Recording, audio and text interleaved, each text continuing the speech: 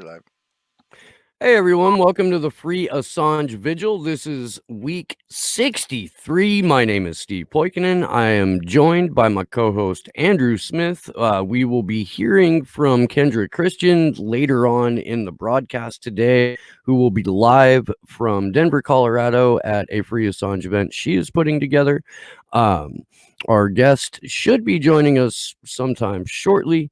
But in the meantime, let's run through some numbers. Today marks 3,573 days of illegal and arbitrary detention for Julian Assange, 527 days since the WikiLeaks founder was trafficked from the Ecuadorian embassy after being sold to the United Kingdom for a $4.2 billion IMF loan. Julian was held without arrest, where my screen just jumped. There we go. From 24 June 2020 until he was rearrested on September 7th under the new superseding indictment issued by Bill Barr's Justice Department. Something like 50 days or 48 days remain for the DOJ to file new and additional charges. I would not be surprised if that happens.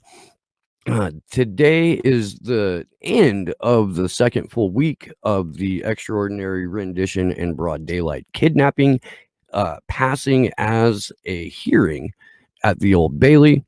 We have 1,205 days of incarceration in federal custody for Reality Winner. And on the one bright side, we have 186 days of freedom for Chelsea Manning, who streams 4 days a week on Twitch, Thursday through Sunday from 7 to 11 p.m. East Coast time.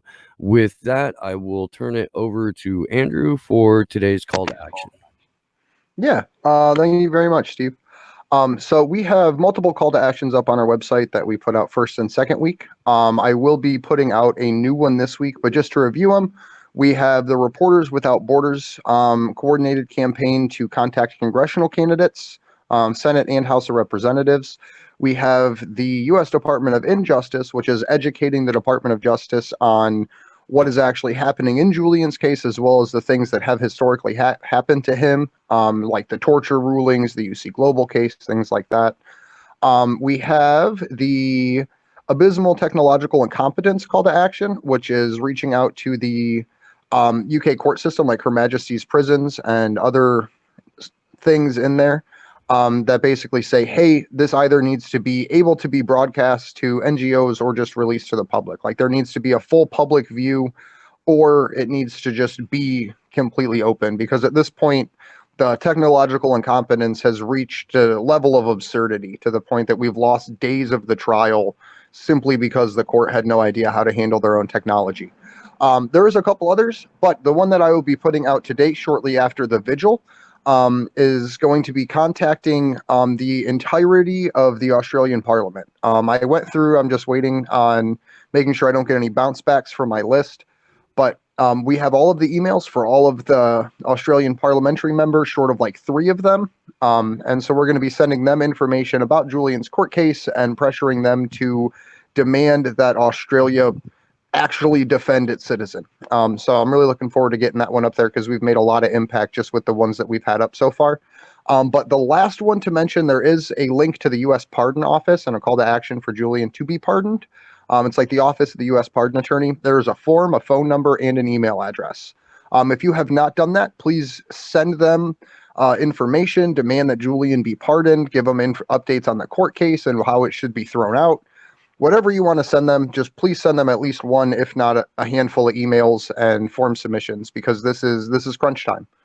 But with that, we are waiting on our guests to hop in, but we are going to start by digging into an article here real quick. Unless there's anything you want to add or say, Steve? No, let's go right into the Shadowproof article. Yeah. So there was a lot of talk in the court about this particular incident. This is, I believe it's pronounced Khalid El Masri. I'm really bad with names, so I would like to apologize if I got that wrong. Khalid El Masri. Khalid El Masri. But he was a victim of the CIA's rendition program. He was kidnapped out of a country while he was on vacation. He was shipped to what was called ominously the Salt Pit. in Afghanistan, where he was raped, tortured, and held politically because the U.S. didn't want the embarrassment of having to release an innocent man that they had tortured so heavily for so long back into the general population. So that is the article we have up here that we're going to run through for you guys. It's pretty dark and heavy, but I think it is a super important topic to cover because it is something that the court got his statement read to it over the weekend, or not over the weekend, but yesterday. And real quick, just huge shout out to Kevin Gostola for the just incredible body of work that he's put together, both on Shadowproof and working his narrow behind off to cover this trial. Andrew, I'm getting some echo. I don't know if that's you or if it's That's Josh. It's probably me. He needs to My go. mic's by my headset. At any rate, let me jump into this. Khalid al-Masri, a survivor of CIA kidnapping, torture, rendition, and detention, submitted testimony in support of WikiLeaks founder Julian Assange during his extradition trial. The Central Criminal Court in London was prepared for al-Masri to testify. An interpreter was lined up for the 9th day of proceedings. However, technical problems, once again, prevented him from addressing the court beyond his written statement. Prosecutors also objected to al-Masri giving live testimony. According to Court News UK reporter Charlie Jones, that prompted Assange to stand up and declare, "I will not accept you censoring a torture victim's statement to this court." And real quick, if I could throw something in there just to kind of editorialize as we're going through here. That needs to be on signs in front of the Old Bailey, along with signs that say, "Does shouting help?" And so you have the prosecution saying, "No, we don't want this testimony. Do not let this person talk." And then there just happens to be these technical issues that prevent him from actually being cross-examined as a witness. So I want to make sure that those two things can be taken in context to one another, because he didn't get a chance to give an oral testimony because of tech issues. And the prosecutors didn't actually want him to give a live testimony. So there was only the ability to have that statement read in court. So I just wanted to make sure that was clarified. So jumping back in, al-Masri's testimony directly relates to the defense argument that Assange published classified information from the U.S. in order to reveal abuses and misconduct, such as torture and war crimes. In the United Kingdom, Assange's legal team has been allowed to enter this evidence into the public record. However, during a potential trial in the U.S., it will likely be excluded as irrelevant because the Espionage Act does not allow a public interest defense. Assange is accused of 17 counts of violating the Espionage Act and 1 count of conspiracy to commit a computer crime that, as alleged in the indictment, is written like an Espionage Act offense. The charges criminalize the act of merely receiving classified information, as well as the publication of state secrets from the U.S. government. It targets common practices in news gathering, which is why the case is widely opposed by press freedom organizations throughout the world. This cannot be stressed enough. The case against Julian Assange has ultimately very little to do with Julian Assange as a human being. It has everything to do with criminalizing the way that actual journalism is practiced, not just in the US, but globally. So please, everybody, like when you do talk to people about this, make sure that you hammer that point home. Al-Masri declared, "I record here my belief that without dedicated and brave exposure of state secrets in question, what happened to me would never have been acknowledged and understood." He added, "Threats and intimidation are not diminishing, but expanding for all concerned. I nevertheless believe that the exposure of what happened was necessary, not just for myself, but for law and justice worldwide. My story is not yet concluded." As al-Masri noted, he submitted testimony because, quote, WikiLeaks publications were relied on by the European Court of Human Rights in obtaining the redress he received. Skip down a little bit here. Al-Masri also mentioned the WikiLeaks cable similarly showed that the U.S. government interfered in a judicial investigation in Germany and Spain. The rendition flight in question traveled from Palma Airport in Spain. So if you guys don't know, the backstory on this is that Khalid al-Masri was a German citizen, and this ultimately led to a German court opening an indictment against the CIA team that kidnapped him and removed him from his country so that they could sodomize and torture him.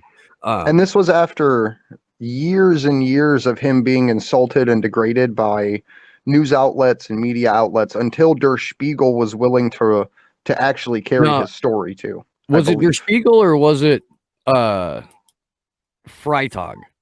I think it was like front page headline big story in Der Spiegel that got ranked. Yeah.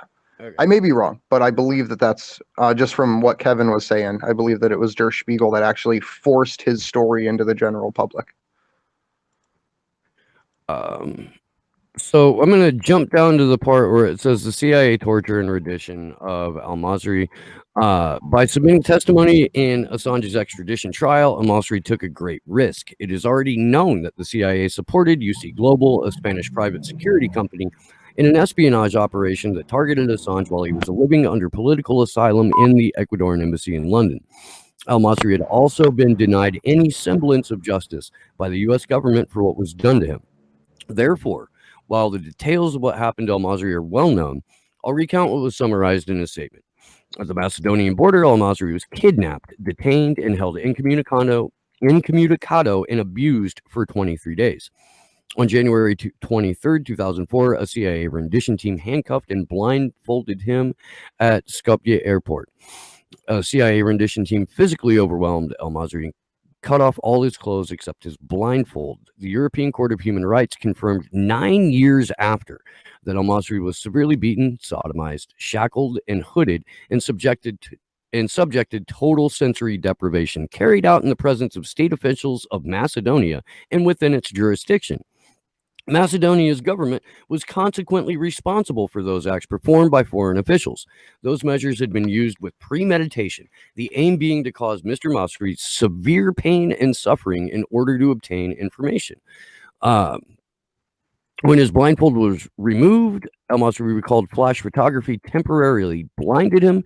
He then saw 7 or 8 men wearing black and black masks. They put him in a diaper and tracksuit with a bag over his head and earmuffs. He was shackled and marched to an aircraft. The rest of this is pretty fucking brutal, and I'm not even sure if I want to read it. Like, I don't know. I think it's worth going over just because this is going to be one of the stories that most people don't talk about. And that's just because it is so dark. So I think that we're in a particularly individual position to be able to put something like this in audio form. Do you want me to pick it up, though? No, I mean, I got it. It's just fucking nuts. On the plane, I was spread eagled and my limbs tied to the sides of the aircraft. I was given injections and an anesthetic. I was unconscious for most of the journey, according to al-Masri, who later learned he was in Afghanistan. He was held incommunicado on a cold concrete cell in winter, humiliated, stripped naked, insulted, and threatened. He was interrogated and in March 2004 initiated a hunger strike. On the 34th day of the hunger strike, al-Masri said he was dragged from the cell to an interrogation room, tied to a chair, and a tube was painfully forced through his nose. Al-Masri discovered later that the CIA knew his detention was a result of mistaken identity. They understood he should be released, but kept him detained for several more months.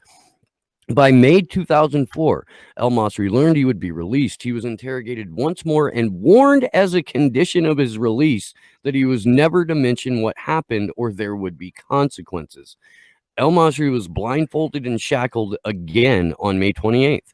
He was let out of his cell, handed the suitcase he arrived with in Skopje, and told to change back into the clothes he had in Macedonia. Then al-Masri was brought to an aircraft and subject to what can only be described as a reverse rendition.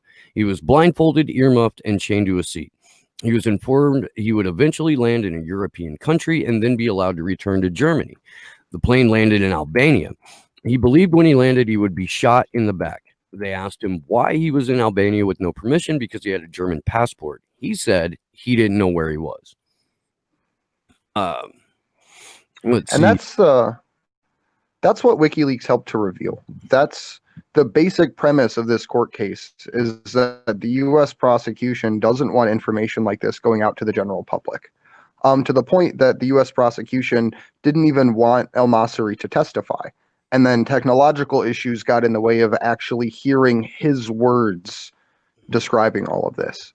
And so I just want to make sure that people can fully grasp the information that needs to come out in all of this, because it's something that this isn't generally known to the population, like the rendition programs and the CIA torture, but the fact that they're allowed to just whisk an innocent man away for months. Literally, they say sodomize, but I'll just call it rape for what it is. Keep this man blindfolded, shackled, drugged, drag him around, and then drop him off in a country that's not even his own is just disgusting. And there's a reason the U.S. prosecution didn't want it in there.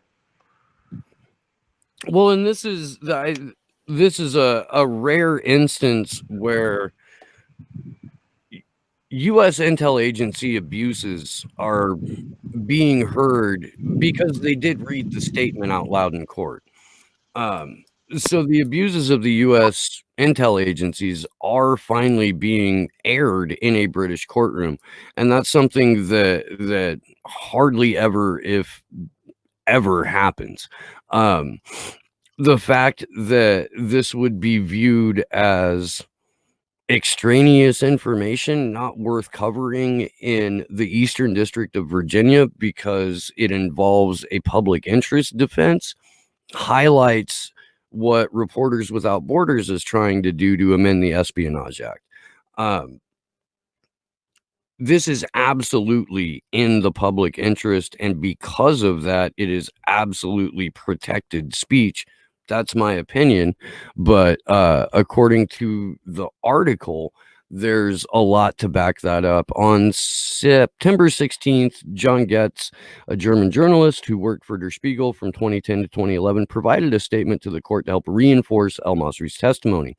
The investigation into what happened to him was as difficult as anything I have worked on. It was only years later, when WikiLeaks published U.S. diplomatic cables, that I finally found an explanation about why there were so many difficulties during the investigation. It revealed not only that significant information had been suppressed, but I finally understood why there were no repercussions when that information was revealed. The U.S. diplomatic cables revealed the extent of pressure brought upon the German authorities and, in parallel, relevant Spanish authorities not to act upon the clear evidence of criminal acts by the USA, even though by then exposed. Every impediment has been and continues to be placed in the appropriate resolution and conclusion of his case, including acceptance and responsibility by the primary perpetrators of the atrocities against him, the USA. The impediments have taken a further and disturbing course to this day, with threats and intimidatory, God, that's a clunky fucking word, with threats and measures of intimidation being announced by the relevant minister, U.S. Secretary of State Mike Pompeo, threatening retribution upon those party to bringing cases, of which Mr. El-Masri's case is currently one, to the ICC. And this is something that people forget frequently. Mike Pompeo at State and the Trump administration in general has been beyond openly hostile to the International Criminal Court, threatening individual members of the ICC, threatening the body itself with whatever sanctions they can use against them. The family members of the people in the International Criminal Court. Yeah. And it's specifically, and not only, but one of the cases is El-Masri's case that the ICC is pursuing. And that's what is literally on trial while the International Criminal Court is getting sanctioned. Absolutely. I blanked out there for just a second. Let me jump back into the article. Getz wrote, the intimidation surrounding this case, frequently intruding in the past, as he described, at times covert, is now manifestly overt. I note that the denial of the right to truth referred to by the European Court in relation to Mr. El-Masri has had severe and enduring effects upon Mr. El-Masri and his family. It remains difficult even for those closely reporting on the history of the last 15 years for Mr. El-Masri to fully explain the extent of his continuing trauma and the need for it to be addressed and recognized by those responsible to acknowledge the truth. Getz traveled to North Carolina to confront members of the CIA team behind El-Masri's rendition, further declared, without publication of information that the U.S. government intended to be kept secret for national security reasons, the entire truth would still be buried, because it was only when reading the diplomatic cables that we saw the role the U.S. government was playing behind the scenes. This is incontrovertible evidence that the release of Cablegate is not only justified and necessary, but vital to a functioning society. That's me editorializing. That's not in the article. I just feel like it needs to be said. And it needs to be held to account too, and it needs to be properly addressed because these programs haven't ended. Nancy Pelosi, I believe, through Cablegate, we found out was read in on torture programs as early as 2003. So these are things that are still ongoing. Guantanamo Bay is still open.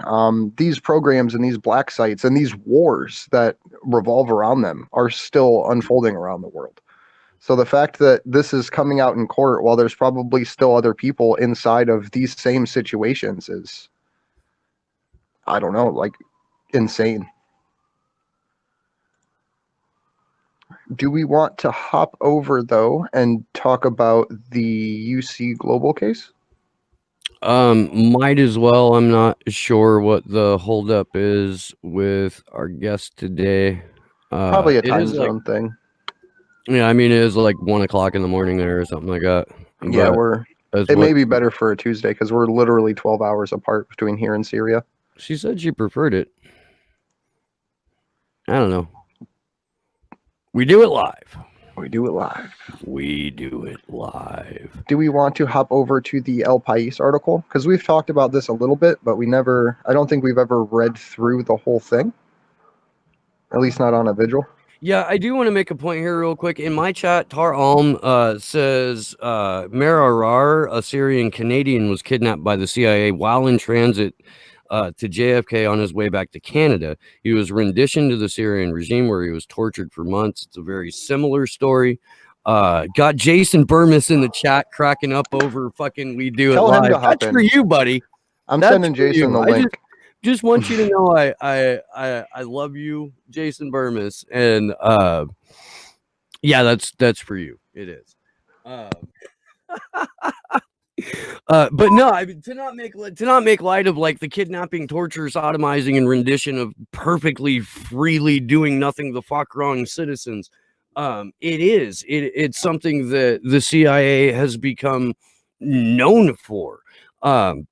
And in fact, WikiLeaks has exposed through the release of the Gitmo files and Cablegate the very political nature of the rounding up of individuals and having them sent to Gitmo, having them sent to other black sites where people can be tortured, has nothing to do with whether or not these people are terrorists and everything to do with who they pissed off politically, which again is just sort of a microcosm of what's happening to Julian Assange, to WikiLeaks, and to press freedom in general. And it's why way more motherfuckers need to be in the street over this.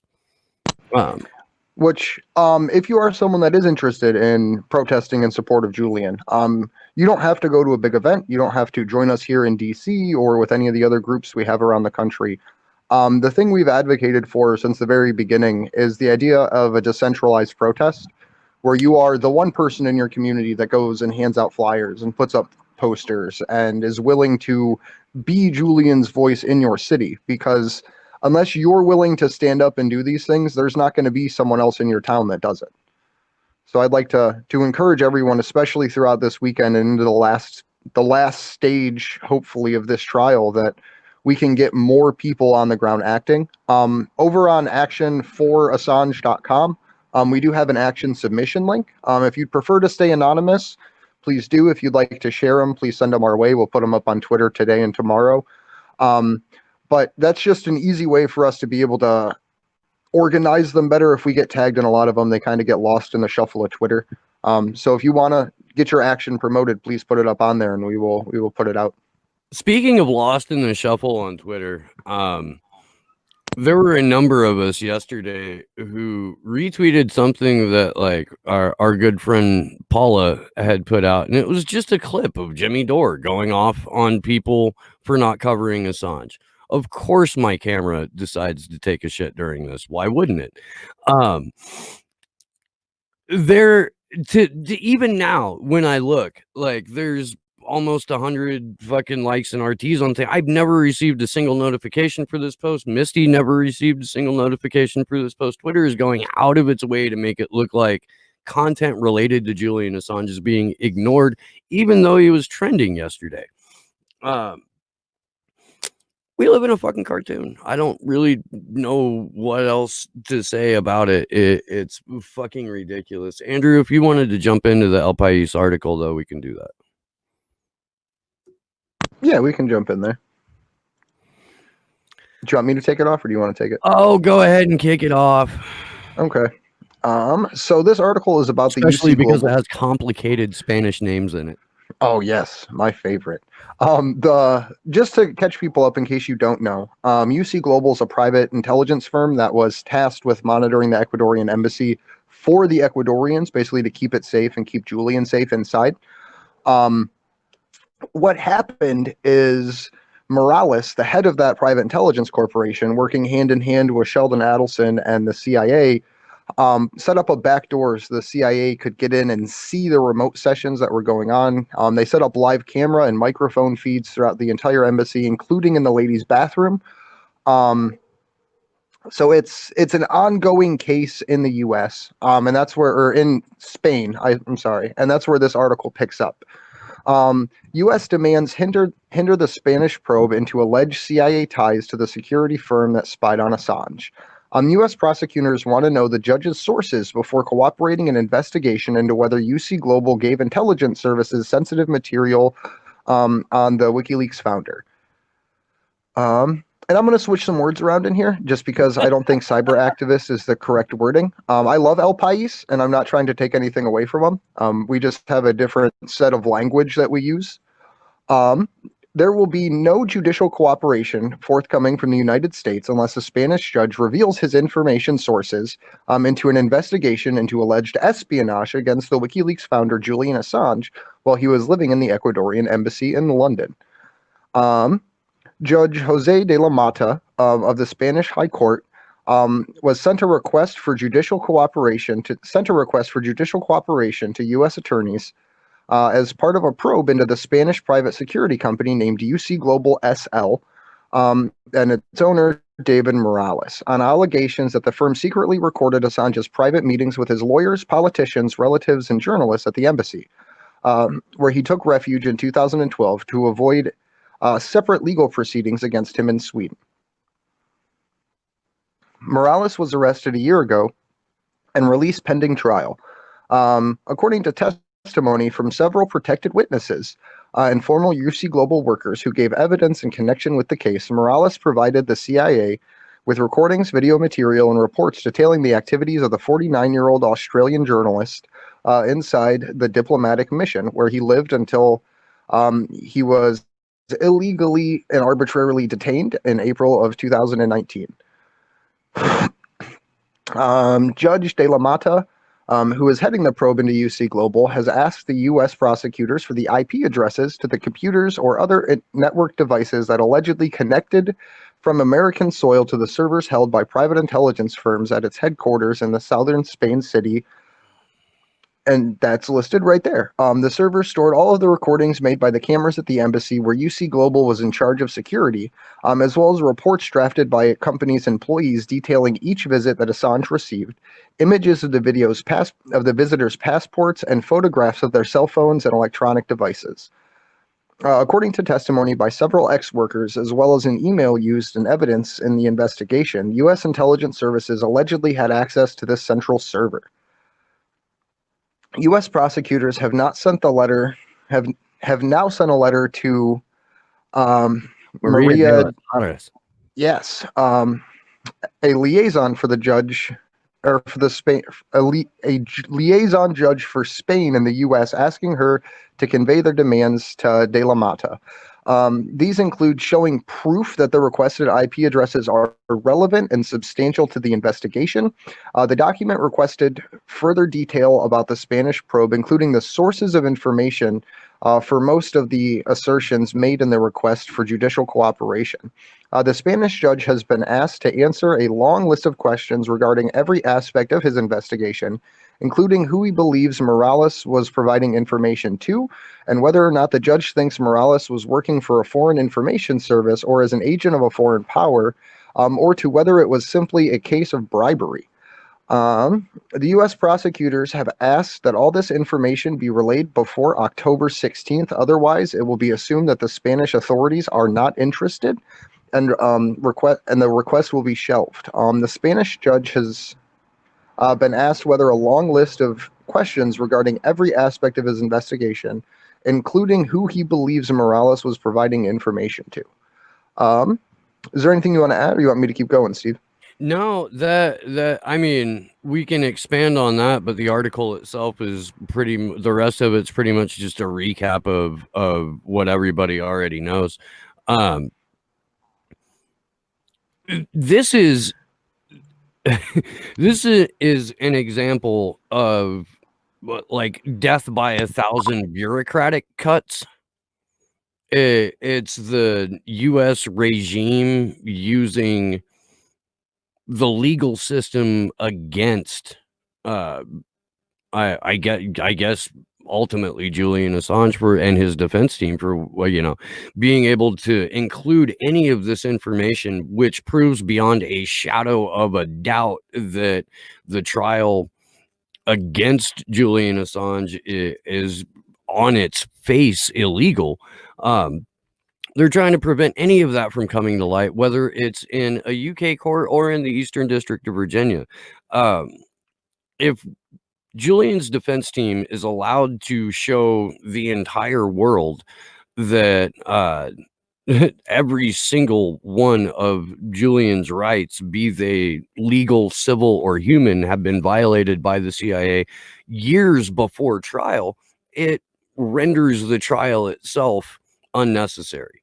They would have to scrap it, start all over, and free the man. And to compare it to the Pentagon Papers, this would broadly be the equivalent of how Daniel Ellsberg's case was thrown out, where it was because Ellsberg and the people around him were illegally wiretapped to figure out what they knew. I believe it was the plumbers that went to Ellsberg's house that installed observation devices back in the day. So this is the modern equivalent of plumbers installing cameras and microphones in your house. This is the CIA through a private intelligence corporation without a warrant, without evidence, without anything, just wanting to know what the hell was going on. So they elicited Morales, who then committed espionage against the nation of Ecuador, specifically and only to get information about Julian and his legal proceedings. And we know that the information that Julian was discussing with his lawyer is privileged legal material, which should be the basis for this whole case being thrown out once they actually get to the story in the UC Global case in court. Fair enough. I would also like to point out that everyone who came in contact with Julian Assange during the time that UC Global was in the employ of the CIA had their civil liberties and human rights violated by this company. And we wouldn't know any of this if it weren't for a couple of employees who were like, "You want me to do what? A diaper? Nah, man, I'm done. I'm walking away, and I'm going to tell somebody from the media about this." So all the credit in the world, fucking camera, goes to goes to the couple of whistleblowers who worked inside of UC Global for this. We wouldn't have a Spanish court case. We wouldn't have this testimony, and we wouldn't have this information without them once again proving what a vital role a whistleblower plays in a functioning fucking society. So That it's in okay. rant. I should have added that, Yes. or like done some. I don't know. Oh no. I got that it was the end. Do we want to? It's a short video. It's about a 2-minute video. That Twitter clip from Rebecca Vincent. Do we want to play that real quick? Does Josh have it? It should Yeah, be. I It should. was in the doc. It's the DEA campaign tweet. You need to mute Andrew when I play it because it's gonna echo otherwise. That's fine. I got some background noise too.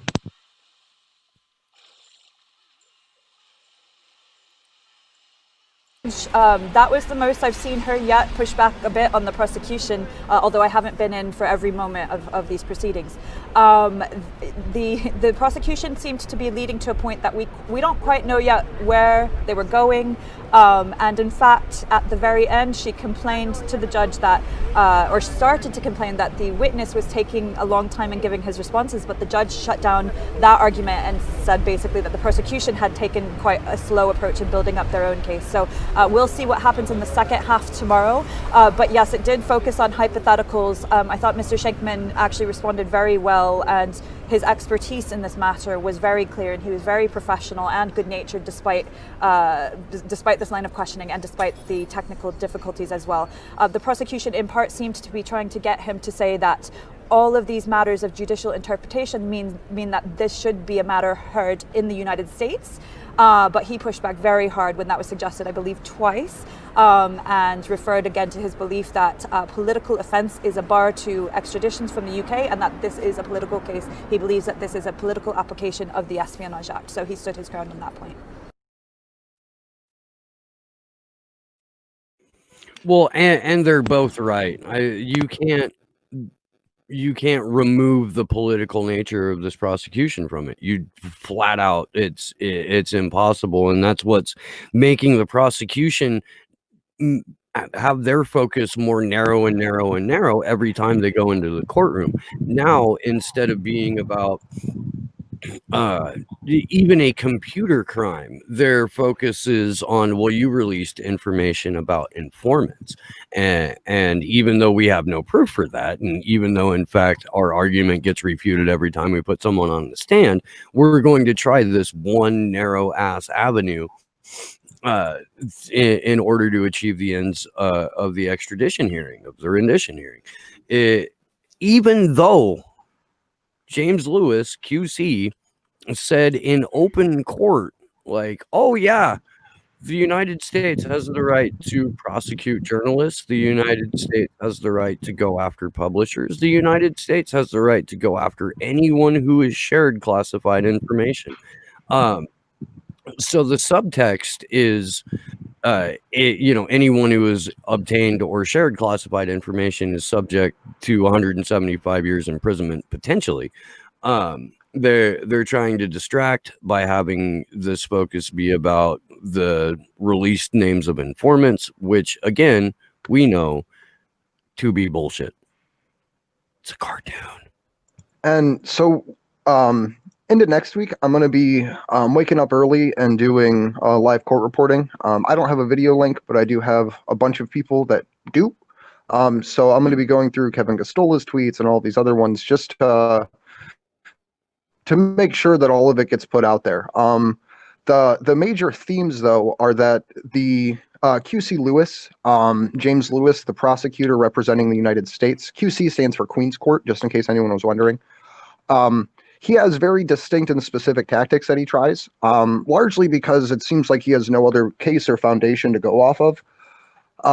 But his major attempts are to discredit witnesses, to bully them into giving comments that generally backfire, literally just being an asshole trying to make people say things that they will almost always turn around on them.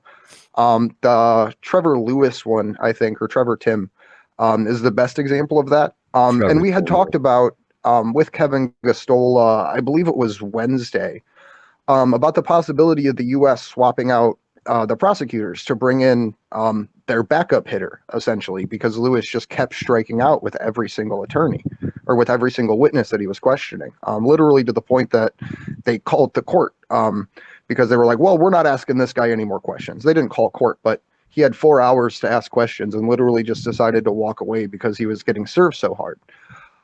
So I want to take a moment to go through the at Defense Assange Twitter thread from yesterday, September 18th, just to go over Mrs. Dobbins' line of questioning that she had, because it was particularly interesting, because it's something that this was the U.S.'s attempt to switch prosecutors, to have Dobbins actually go after Schenkman instead.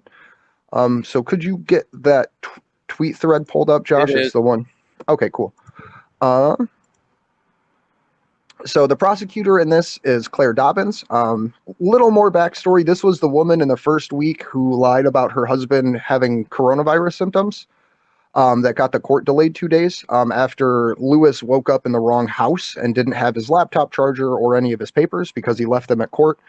I assume that he planned on going back to court that day. And when you're running extremely late to the most important court trial, the easiest thing to do is call in sick. So just to preface that, because that's what they refer to as the COVID scare without giving any context, that Lewis was actually the one for an hour struggling to connect to the court technologies and all this. But nonetheless, this is Dobbins' questioning of Schenkman. Dobbins said, you're not suggesting that that there's any laws that journalists are protected from prosecution under the Espionage Act for the publication of national defense information. Schenkman replied, the Espionage Act is so broad that it allows for prosecution. Dobbins said, so we agree on this. The law doesn't prevent prosecution of journalists for this. To which Schenkman replies, well, there's no clause preventing it, but it is contentious, and there is a U.S. Constitution and the First Amendment that protects publishing. Dobbins continued, I understand you're arguing that, but you can't point to a case where it was precluded. It hasn't been brought before like this under the Espionage Act. So Dobbins continues, will you then accept that the New York Times Pentagon Papers case left the door open for such a prosecution? To where Schenkman said, I wouldn't say that it left the door open because it wasn't an issue before the court. It was an issue of prior restraint. The prosecution cites the Rosen case itself, which cites the Pentagon Papers case, where some justices accepted the prosecution would be constitutional. And this is Dobbins continuing again, do you agree that the prosecution under the Espionage Act is left open? Schenkman states Stephen Valdick is the press doomed after this ruling, but this is not the issue before the court involved in the oral transmission of information from the APAC case. This analysis shouldn't occur in a vacuum and must take in context the First Amendment. Schenkman continues, if there is an Espionage Act case before the case, I'm not sure the U.S. would cite this case because it sounds positive to its case, but the case was dropped. Dobbins said, so you would say that it is debatable either way? Schenkman said the issue was... Can I interject here for a moment, Andre? Yeah, absolutely. So what this exchange is what everyone who watches all those fucking lawyer shows hopes to see in every episode. It's like two lawyers trying to out-lawyer each other. And Schenkman just destroyed this poor woman. And this, I mean, again, you know, she's the junior varsity for the prosecution, but because the varsity team for the prosecution is doing such a piss poor job in every single aspect of this case, they had to call her up and put her in front of arguably one of the more informed legal experts to take the witness stand so far. It's basically, if you can remember Mike Tyson's Punch-Out, it's basically your little character in Mike Tyson's Punch-Out going up against Mike Tyson for the very first time and getting hit once and being knocked out. So she tried to like outmaneuver this guy and failed miserably at every turn. Like, these are just argumentative backhands that have her very, very glad this happened on a Friday and she has a weekend in which to recover. And in this next part here too, you can see where she's trying to pick up on like Lewis's behaviors. Like, I don't know if she's literally just learning how to do court stuff for the first time. But even her questioning is pretty absurd. So to pick up on that tweet that we left off at, Dobbins said, so you would say it is debatable either way. And this is a prosecution under the Espionage Act being okay. And Schenkman says, the issue was prior restraint. You have some Supreme Court justices who express some language about this. Schenkman continues, it would be better to discuss the case under the Espionage Act rather than hypotheticals. And this is where Miss Dobbins tries to play a Lewis card, and she says, so you're saying you're unqualified to comment? And Schenkman says, no, I'm not saying that, and I didn't say that. And then Dobbins goes, oh, right, moving on. And do you accept that the Espionage Act has been challenged on overbreadth and that those challenges have failed? It's been raised with regard to government employees. I'm surprised I knew what that meant. With regard to government employees, the set of facts is very different from the case on hand and very different constitutional concerns here. The whole body of this case on the Espionage Act, that's separate from the set of cases involving the media. So the language used in those cases doesn't necessarily apply here. And then Dobbins says, you're getting a field from the question. Do you accept that there have been vagueness challenges that failed? Schenkman says, I am trying to give context to my answer. If it wasn't complicated, I wouldn't have written 100,000 words on this. How in the fuck are people keeping a straight face during these hearings? Like, I hope to God they're not. Like, I want Craig Murray to walk out of court one day as our man in the public gallery, which is what his articles about this are called, Your Man in the Public Gallery. And I want him to be like, yo, we needed Kleenex today because we were crying from laughing so hysterically at the way that the prosecution was utterly destroyed in there. Like, I want to hear some positive feedback that there have been multiple gallery outbursts during these proceedings, just because people can't stifle in the laugh. Yeah, and it's because it is comical. You literally have the backup hitter, the second place attorney, trying to come in and act like the main attorney and do the same line of questioning, and ultimately failing miserably, like failing worse than Lewis did. And I honestly think it's hilarious that this was the person they sent Dobbins in on. I think it would have been better to have her question Ellsberg and then have Lewis question Schenkman personally. But I'm glad that they did it this way, because it just shows how amateur Dobbins is through this whole process. Well, this is the woman who came up with the fake coronavirus scare last week. Yep. You know, 2 weeks ago. Oh, my husband is experiencing COVID-like symptoms. Guess we better shut the trial down altogether. Like, we're still days behind in terms of calling witnesses and having their testimony. And this woman is thanking whatever God will take her that she did not have to question Khalid al-Masri. Like, yeah. the simple fact that he went through what he went through and can elucidate about it in a way that people can easily understand and digest would have broken her. Like, she would have forgot her laptop charger. She would have not made it back to her flat. In the middle of open court, she'd have been like, oh, my laptop charger's at my flat. I got to go home. But so to continue with this, because it doesn't go on that much longer. And this is the one underneath where we were. Dobbins says, in your report, you do refer to the fact that the act, referring to the Espionage Act, has been refined over due to judicial interpretation. Schenkman replies, when you say the fact, there's been interpretations, but there's a dispute in the scholarship to whether they could be called refinement. For one thing, this is Shankman continuing. For one thing, the term national defense information has been subject to much interpretation. I don't think scholars would say that it has been refined to a sense that has been narrowed. If anything, there are some terms that have been broadened.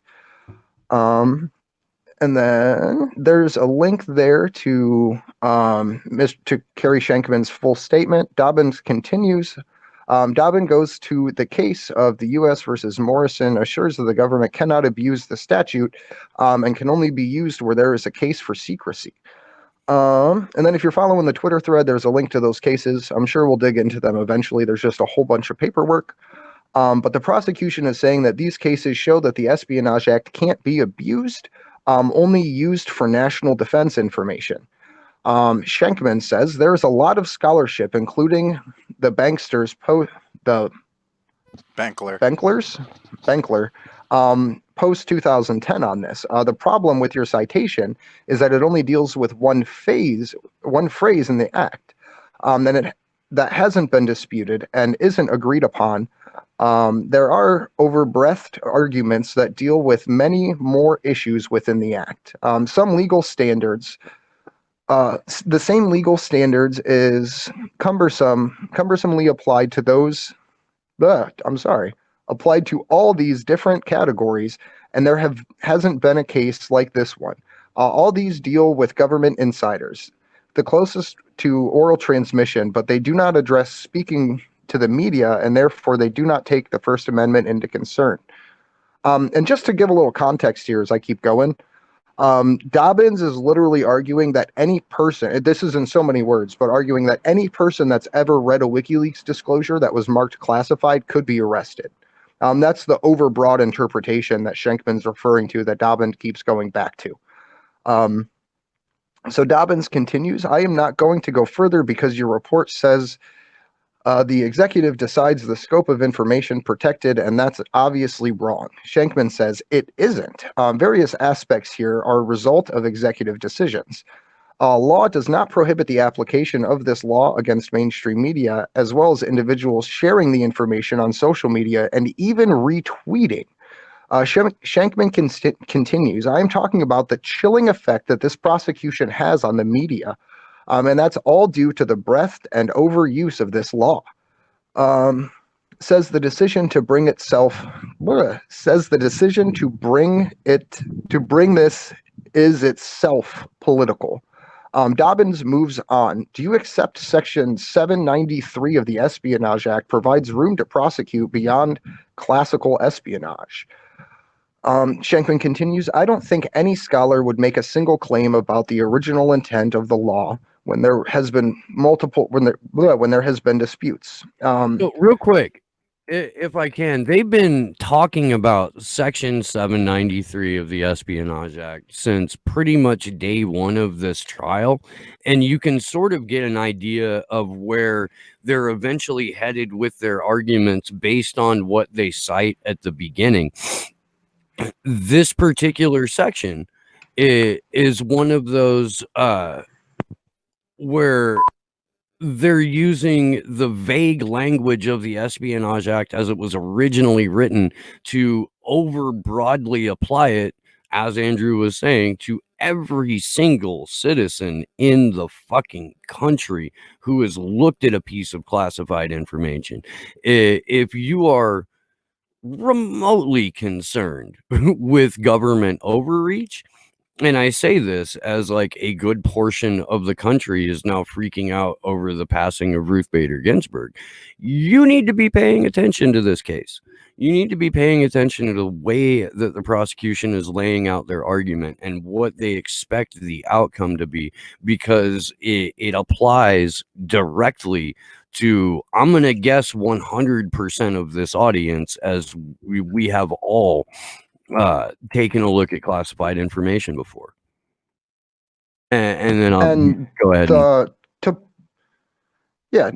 Just to piggyback off that, whether you think the global issues are the deep state, the national security state, the globalists, the global capitalist empire, or what have you, this court case and this argument that Dobbins is putting forward here solidifies that whatever that evil is that you think is wrong in the world will have precedence over all other U.S. law, and if it goes through, international law. So I just want to make sure that people kind of grasp that, because that gets really lost in the weeds. But this case will determine whether or not national security laws supersede the U.S. Constitution, at the very least on the international stage. But in the first round of these trials, it was something that the prosecution argued would affect everyone, including U.S. media outlets, to be able to be prosecuted under this law with no First Amendment protection. So I just think that putting that into context and making sure that gets out there is particularly important, because this means that we no longer have a constitution and that national security law is the law of the United States. So let me pick up here. I'm going to go back a little bit to the section 973. Dobbins. I'll jump in on this if Okay. you don't mind. Yeah, go ahead. So Claire Dobbin, junior varsity, as bring you back up to speed in case you just jumped in.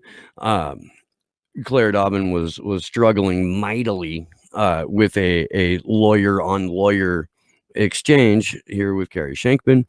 Do you accept 793 of the Espionage Act provides room to prosecute beyond classical espionage? Shankman, I don't think any scholar would make a single claim about the original intent of the law when there has been dispute. Shankman distinguishes between Congress in 1917 and 1950 when the law was amended versus the Court of Appeals in Morrison. Says these are separate questions.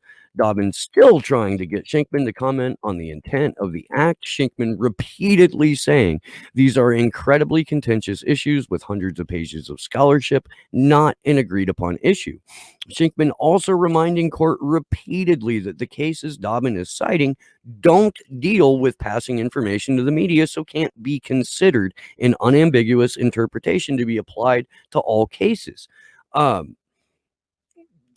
Which again is the point the prosecution is trying to make throughout these proceedings, that the vaguely worded section 793 applies not only to the media, but to each and every individual who is a U.S. citizen. Shankman, I don't think any of the scholars I've referenced here would agree on a yes or no on the questions you're asking, because Dobbin is trying to do what QC Lewis was unsuccessfully able to do, which is force people to answer yes or no to a leading and incorrectly asked question. Shankman talks about the significant chilling effect that these cases have brought about. So no, I don't agree they show restraint. If anything, the Nixon tapes show these cases were used to send a message. Of course, he's referring to the Pentagon Papers and Daniel Ellsberg. The chilling effect is what happens when journalists and publishers get targeted and taken down. It makes other journalists and other outlets want to censor themselves so that they don't stick their necks out and wind up in prison too. Shankman, successful prosecution is not all you need to instill a chilling effect on the press. The attempt is enough in some cases. Not even just about the media. This law can be used against anyone. Shankman citing Pentagon Papers being read into the congressional record by Mike Gravel as a precursor to WikiLeaks' desire to have full archives on record. By the way, I was listening to Joe Loria's coverage of the trial yesterday morning. Because Joe is a good friend of Mike Gravel, and he was a national security reporter during this time, and he confirmed that as Gravel is reading the Pentagon Papers into the congressional record, which he did like hella late at night, the night before the Supreme Court was ostensibly going to rule against Daniel Ellsberg. And it brought the man to tears. Now Mike Gravel is a naval intelligence officer and had been a sitting senator for a while.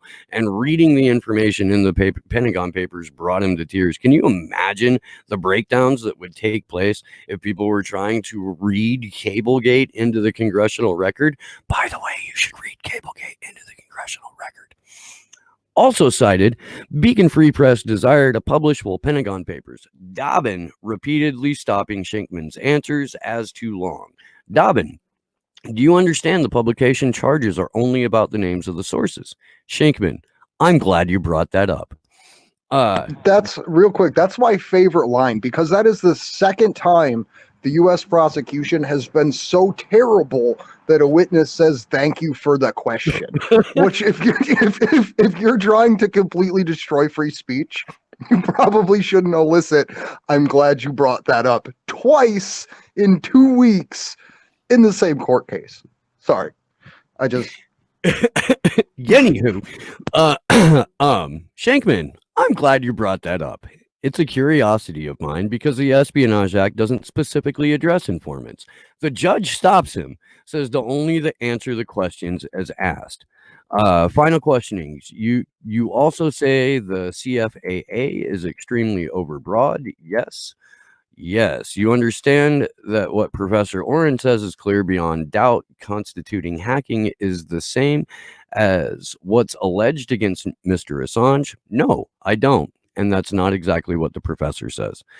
Shankman cites Professor Oren Kerr's comment on the CFAA charge against Assange from April 11, 2019. Here, thinks it contradicts what Dobbin said that Kerr believes. So here we have a full document that I honestly, like, if you guys are in the chat right now, you want to go take a look at this, please do that. I'll make sure that there's a link to it in my chat, because there's some nuts and bolts legalese here that you can also apply in case anyone tries to bring up the canard that Julian Assange personally is a hacker and sought these documents through extrajudicial means. Jumping down, Dobbin, I think it's extremely clear that he'd agree with what's alleged against Assange would constitute hacking. Shankman, well, you can take his words in 2010 or in 2019, and that was the end of cross-examination. So, man, Dobbins, I mean, look, dude, I am not an advocate, or in any way, shape, or form do I condone abusing a woman. Having said that, she got her ass kicked, and just based on the team that she chose for this, it kind of deserved it. It looks like our other co-host and good friend Kendra Christian is checking in live from Denver, so let's kick it over to her. Hey guys, how are you doing? Good. How are you? I'm good. Hopefully we can get this figured out. We're getting ready to start. I'm gonna have Genti film, and I'm gonna go introduce our speakers. So I figure, hopefully it works and you guys can hear everything, and if not, then you can always mute me. So, Genti. Hi, Genti. We missed you. Missed you guys. Good to see you again. I don't know if you can see me out here. We can see you. Yeah, we can see you. The camera's facing you. Yep. Oh, nice. It's bright as shit out here. So where are you guys at right now out in Denver? Where are you guys outside of? We're in Denver at it's called Cheeseman Park, and got a couple radio personalities out here, so looking forward to that. Because I think this is, if I remember right, this is your guys' second demonstration during this time that you guys did something. I think it was the 7th when everything kicked off. You guys had a demonstration out in Denver too. We started our group about a little over a year ago. Back in June was our first. Kendra's up here, so I'll turn it okay. We're really excited today to have two great speakers. Definitely, it's been a challenge with the mainstream press not supporting or reporting on this cause, not defending freedom of press. So we're really excited to have two, independent journalists who've really changed the landscape, especially in Colorado and even internationally. And we're really grateful to have them here. So our first speaker is Irene Rodriguez, and she has reported from the streets for over 10 years in countries such as Colombia, France, Honduras, Poland, Qatar, and South Africa. She has reported for KGNU and Free Speech News and is currently the co-founder of The Nation Report, a local and independent news outlet focusing on exposing civil, human, and non-human animal rights violations. So, Irene Rodriguez.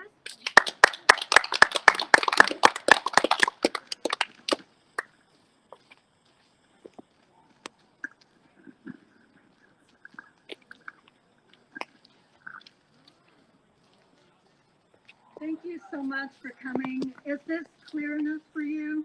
Can you take your mask off, do you think, while you're talking? It was pretty clear though. Well, okay. Okay, all right.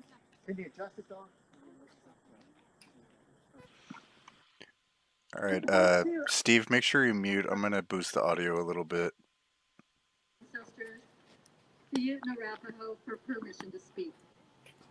Thank you.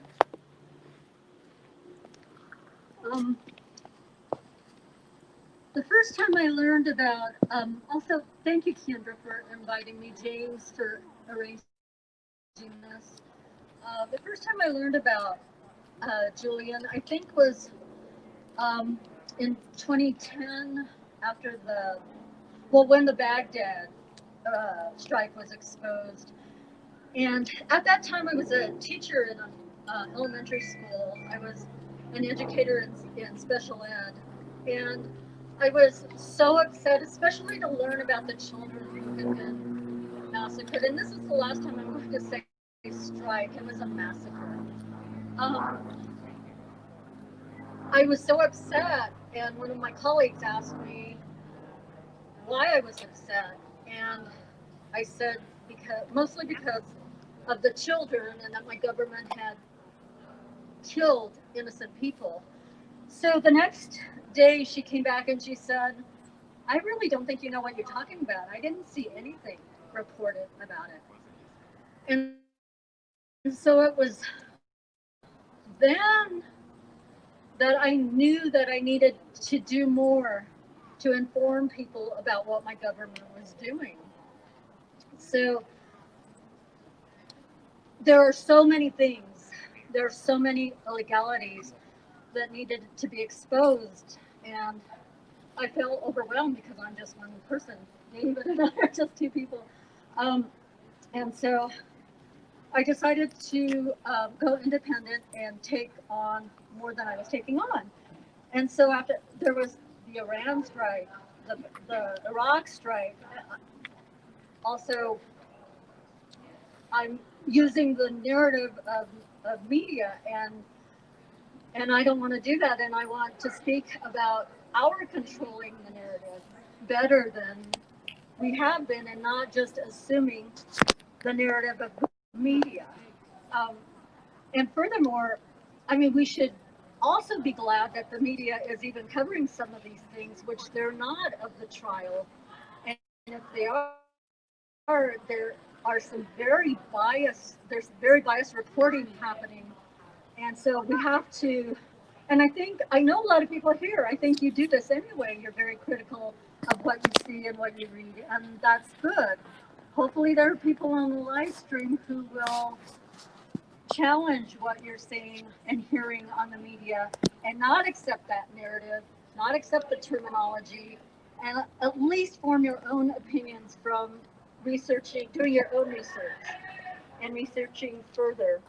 Back when I was a teacher at an elementary school, I was working with a little boy who spoke only Spanish, and I was in the area of autism, and one day he and I got locked out of the school, and we pounded and pounded on the door and couldn't get back in. So I went to the principal's office and I said, I really need a key because this is not safe for us to be. He was acting out and having a tantrum on the ground and hitting himself on the cement. And I said, this isn't safe for us to be outside. And the response I got was, you can't have a key because of security. And I especially want to challenge that word security, because I was expected to be quiet because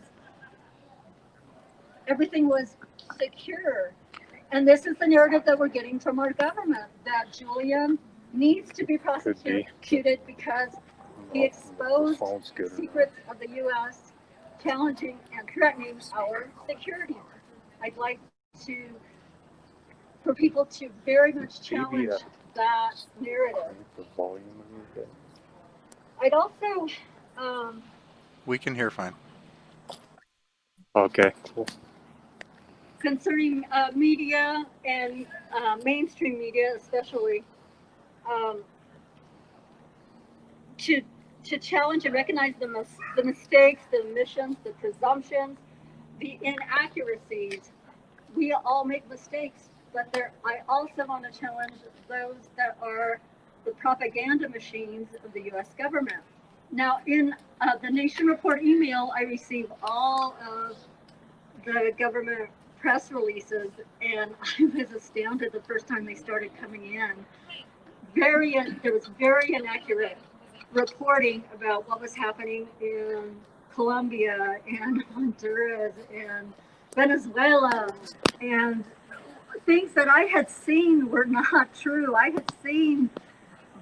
had witnessed very accurate and well documented fair elections in Venezuela, for example, and that's not what was coming out of our government. So again, back to my point of challenging media.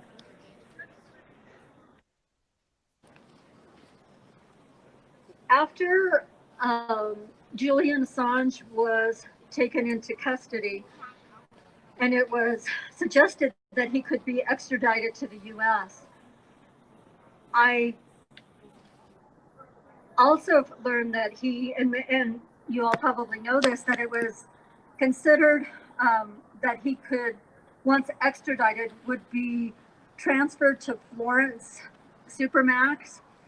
And how many of you know about Florence Supermax? And how about Florence is like right down the road from them. For Florence is? I've been there once, and this was to challenge the incarceration of Ricardo Palmera, also known as Simon Trinidad, a member of the FARC rebel group in Colombia, and also of one of his comrades, Añadi Rojas Valderrama, who also was with the FARC. And it is in the U.S. interest to keep him incarcerated, though many believe, and there's much documentation to show that he was wrongly incarcerated there. His attorney is actually from Denver and has worked for years, but I could not get in to talk to him. No journalist has been able to get into Supermax up to that point. They also held, the Supermax also held Antonio Guerrero, one of the Cuban Five, who was actually eventually released. So that's promising, at least that the three people I know wrongly accused were released. So I'm hopeful that maybe he won't even be sent there, but the reports of solitary confinement coming from there are a little bit scary. Looks like you guys turned off video. WikiLeaks released the Yemen files exposing crimes against an already suffering people of Yemen. And Assange writes, the war in Yemen has produced 3.15 million internally displaced persons, although the U.S. government has provided most of the bombs and is deeply involved in the conduct of the war itself. Reportage on the war in English is rare. I was examining Twitter last week, and I saw that a group of people, Trump supporters, were asked, why are you going to vote for him? And some of the responses were, one, he has cured our national debt. and 2, he's close to eliminating COVID in this country. Um, and 3 was he's making it easy for people to vote. And there were more. And so I really want to stress the importance of independent media. These people, there was another one by Stephen Colbert who talked to people, Trump supporters also, and their information is completely inaccurate, but they so strongly believe it. And so I just want to, and like I say, I know a lot of people here want to reemphasize your support, the importance of your support for independent media. To talk more locally, I wanted to talk about some things that are happening to me here in Denver. Back in 2011, during the Occupy Denver occupation of City Park, I'm sorry, what park? Civic Center? Civic Center Park, sorry. The police especially wanted to dismantle the Thunderdome kitchen. And I was standing, well, a lot happened, but I was standing behind a huge telephone post where I really couldn't even be seen. And the cops started yelling for everybody to get back. And this, I think State Patrol was conducting this part of the raid. And State Patrol reached behind the post and took his stick and hit me on one side. And then when I turned, he hit me on the other side. And I fell to the ground and he stepped on me. Then the violence escalated on the part of police. And the police began shooting randomly, rubber-coated bullets, pepper spray, and even shot somebody who was videotaping from a tree and shot him down off of a tree. And the report and I'll go ahead and name the publication, the Denver Post, was that officers did not conduct any violence first towards anybody, that they had only responded to violence. And I saw that that wasn't true. And so it was that day I knew that I needed to do more locally than what I was doing. Fast forward to 2018, in the Capitol, I was reporting on a hearing, and one of the sergeants at arms, well, first what I usually do is, in order to get speakers' names correctly, I review the logs. And instead of the clerks waiting for me to write down some of the names, I take pictures of them. And a sergeant at arms came over to me and he said, "Stop!" And he put his body over mine and covered the ledger.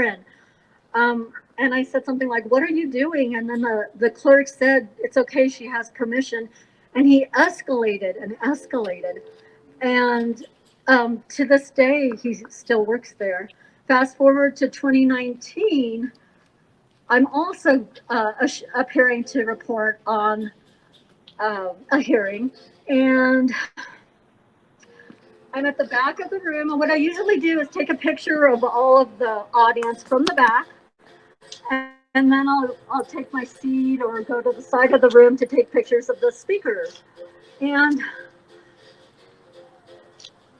in the back of the room, there were several people standing, and then there were several seats, and then several people sitting.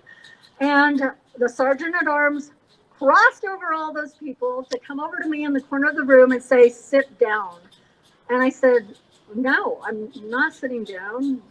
Nobody needs to sit down at these hearings if they're not overcrowded." And he said, "You need to sit down now or I'm going to call the State Patrol." And I said, "Okay, go ahead." And so I continued to take my pictures, and in walks 5 State Patrol and tell me that I needed to leave. And I said, "I'm not leaving, I'm reporting.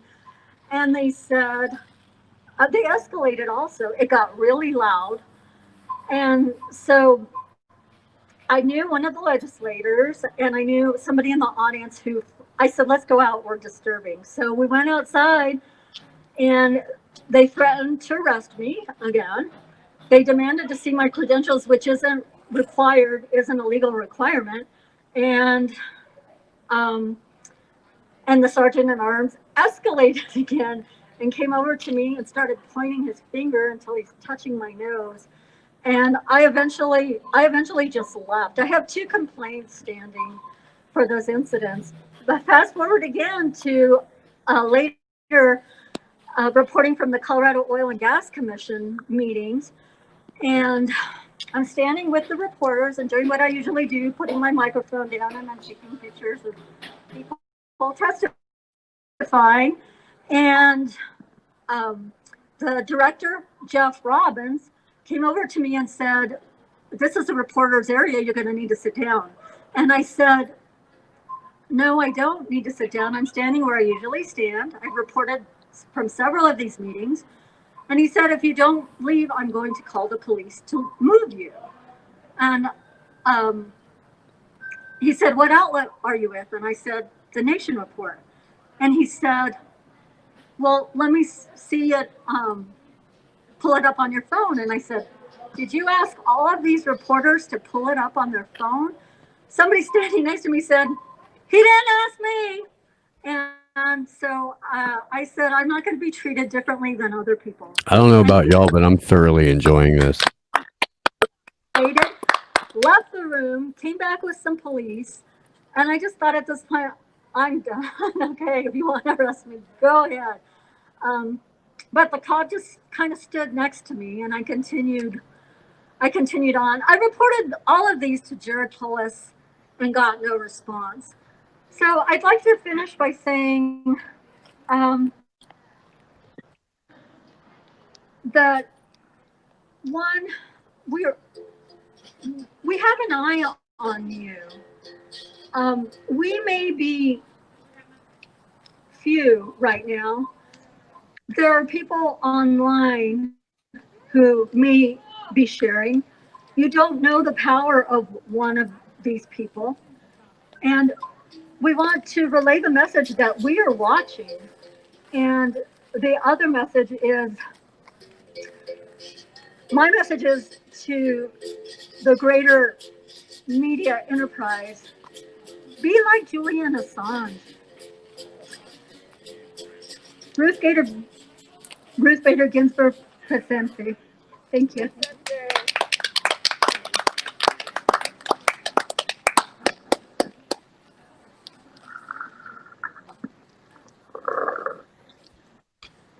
All right. Thank you so much, Irene. I think that was so great to hear from you, because that's exactly why we're here. Julian Assange is not alone. This is anybody who wants to say truthful information that exposes things that powerful people don't want exposed. So thank you so much for sharing those, for your speech and sharing those stories with us. So I just have to sign into this phone.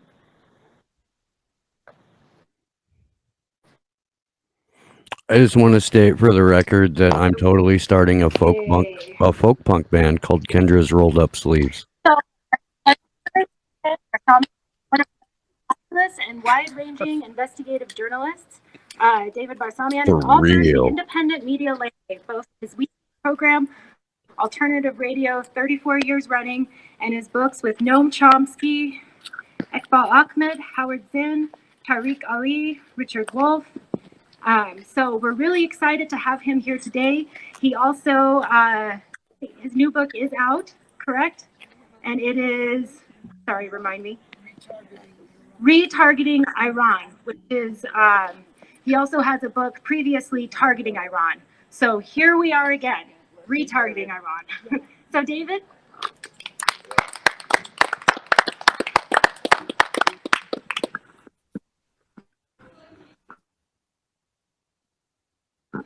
Thank you, Kendra, and thank you all for turning out on this glorious Saturday morning. It's good to see your smiling faces, some of whom I know personally. Thanks to Kendra. This is how social change happens when small groups of people, Margaret Mead reminded us, small groups of people get together and those groups get larger and larger.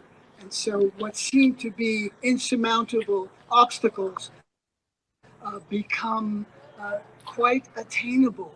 And that we cannot give up the spirit and the élan and the joie de vivre that we all need to sustain ourselves in these very dangerous times. Telling the truth in a time of universal deceit is a revolutionary act. Supposedly this is attributed to Orwell, but he probably didn't say it, but it doesn't matter. It is the truth. It is a revolutionary act in a time of universal deceit to speak the truth. And journalists have historically played that role in democratic societies. Journalism is considered the fourth estate. It's going to hold power, to the feet of power. It's going to hold them accountable. I am a critic of corporate media, as you may know, and I've written about it. I've done many programs about it. It has a lot of shortcomings and a lot of failings. We do exist. There's independent alternative media that's out there, that's excellent, that needs your support, such as, I dare say, my own program, Alternative Radio, which you can hear on KGNU Wednesday evenings from 6 to 7, 1390 AM here in Denver, 88.5 FM in Boulder and Fort Collins and in other areas. The wonderful Amy Goodman and Democracy Now! Is a great source of independent and radical information. Let's not beat around the bushes here. We're not talking about, currying favor with the ruling class and just focusing on their errors here and there. That's a fundamental ploy to distract attention from people to understand what's actually going on. So we look at this, did the president, I won't even mention his name, did the tweeter in chief, tell a lie on this occasion?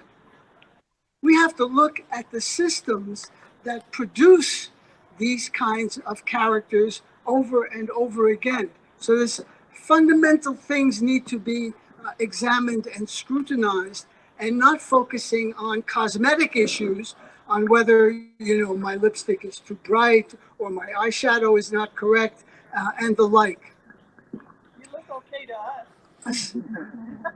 Assange, of course, is in a long line of heroic whistleblowers, people who have dared to tell the truth, starting, centuries ago. But in our lifetimes, I'm speaking for some of you here, we remember Daniel Ellsberg, who leaked the Pentagon Papers, which demonstrated incontrovertibly the hypocrisy and the cynicism and the outright mendacity of the best and the brightest. Remember, that's how the Kennedy Johnson. Kendra's video got turned off. Like Robert I think it got clicked by accident. and I others. think it's battery. And it was Ellsberg that leaked the Pentagon Papers. Good. And he was Perfect. going to be prosecuted by the criminal President Richard M. Nixon for divulging state secrets. Notice, it was a state secret to lie to the American people. That was the crime that Ellsberg was being vilified for and demonized, much in the same way that Julian Assange today is being vilified and demonized. Now, Ellsberg was fully expected, and as was Noam Chomsky and others, they were expected to go to jail. But after it was revealed of the criminality of the regime in Washington, particularly the invasion of Ellsberg's doctor's office, and also, of course, the Watergate complex, fortunately, those charges were dropped. If you go back a little bit further in U.S. history to the 1930s, General Smedley Butler exposed the crimes of U.S. imperialism, particularly in Central and Latin America, but also in China as well. Look him up, General Smedley Butler. a heroic figure who revealed the militarized aspect of almost all of U.S. Foreign policy. And he said, We got to get I this was a old hippie muscle on a man vigil. for the big boys on Wall Street. I kept the bankers safe in Nicaragua, and on and on. It's a wonderful book. It's very short, actually. It's called War is a Racket. Essential reading to understanding what American democracy is really about. Not the fairy tales that are taught in most colleges and universities. Facts about the history of this country. And of course, around the time of Ellsberg When was we cut the away from this, I want to expand on a couple of his points. Nixon administration. He was Absolutely. My desktop just kicked me off, but I'm still on my phone. As John Trudell sometimes calls it. And his name was Mark Felt. His identity was not revealed until just a few years ago. But it's very, very significant that he talked to Carl Bernstein, to Bob Woodward about the crimes of the regime. Someone who was not afraid to speak out. That is what is so crucial to the functioning of any kind of democracy. Because when people are intimidated, when people are afraid to speak, democracy is diminishing. Democracy is, excuse me, democracy is at risk. Here, here.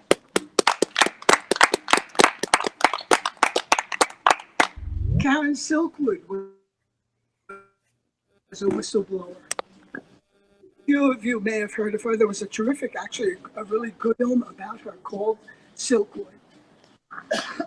Excuse me. Showing that Carnegie, a big, nuke factory reactor conglomerate in Oklahoma, was in fact operating very unsafe reactors, putting great people in danger. Karen Silkwood paid with her life in what is still described as a very suspicious auto accident. Coming down to more recent days, there's of course Edward Snowden, his revelations about the NSA's spying surveillance on Americans and people all over the world. The extent of that, of course, the whistleblowing of the heroic Chelsea Manning, and also, of course, Julian Assange, who obtained some of the documents that Chelsea Manning obtained and released them to the general public, really showing the underbelly and the ferocity of U.S. imperialism. All you need to know about the Iraq War and the many other wars that are fought by the United States, of course, always in the name of freedom and democracy and liberating others who are not as fortunate as we are to be living in a free and democratic society. All you need to know is to look at the video of collateral murder. When the helicopter pilots in Baghdad were chortling, look how we lit them up, was deliberately committing extrajudicial assassinations, a clear war crime. Was there any prosecution? Was there any outrage? There was nothing until Manning released these films to WikiLeaks, to Julian Assange, who then published them. Julian Assange, you have to understand, he's a journalist, he's an activist, but he's also a publisher. So the threats against him, the prosecution and the persecution, if I may say, against him is a threat to journalists all over the world, and it's a threat to the citizens of a free society.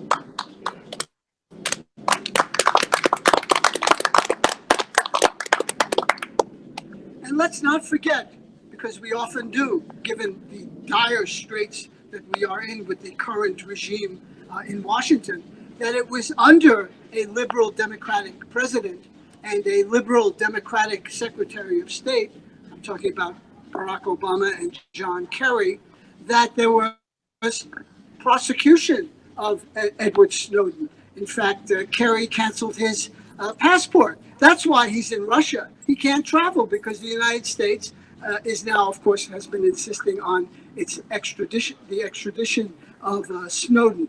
So we have courageous journalists out there that are doing terrific work, like Laura Poitras, like Liliane Segura, like Glenn Snowden, like Jeremy Scahill. We've got really good reporters out there. We don't have the tools to reach a large audience. So that's where, independent media need to be nurtured and supported by you, and by getting involved and, by direct contributions. Criminalizing heroic journalists who are doing their job, speaking truth to power, is, of course, unacceptable. We should be celebrating and honoring these people who dare to speak out. The exact opposite of what is going on. Thank you, Julian. Yes.